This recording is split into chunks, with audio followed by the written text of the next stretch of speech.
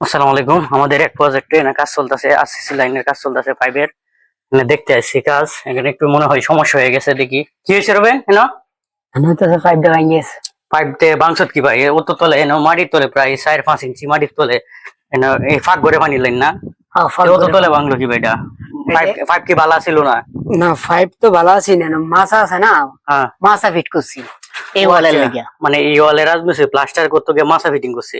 মাছা ফিটিং করতে গিয়ে বাঁশ আর বাঁশ মানে খুব পেলছে। হ্যাঁ, খুব পেলছে বলতে গেলে ইট আর এও আছেন তো সব বার লই আবার গেছে। ও উপরে কোথায় মাছার বাঁশ তৈরি ছিল উপরে, শুধু উপরে মাছের বাঁশ তৈরি ছিল, উপরে বারে মানে চাপে গিয়ে তোলে চাপে বাড়ে গেছে।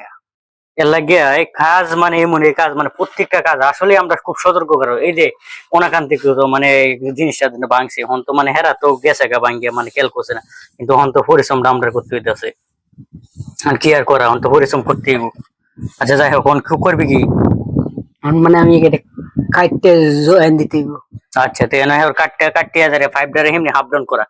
এনে সুন্দর কাটতেলা কাটতে একটা সকেট লইয়া এই ফাইভ ডারে এই সাইডে হাফ ডাউন করা, ওটা এমনি নরমাল করে হাফ ডাউন করা পরে এনে সকেট দিয়ে কোচ দিয়ে সুন্দর শব্দ ঢুকাই দিতে সমস্যা নেই। এটা আর সমস্যা হইতো না আশা করি। ওকে, আচ্ছা ঠিক আছে।